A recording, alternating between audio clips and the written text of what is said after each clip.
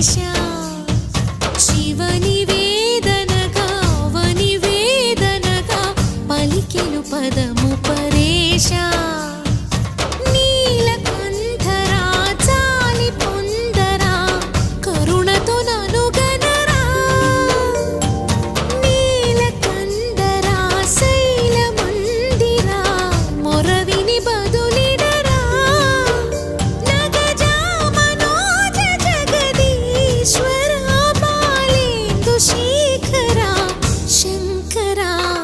భరత వేదముగ నిరత నాట్యముగా కదిలిన పదమిది ఈశా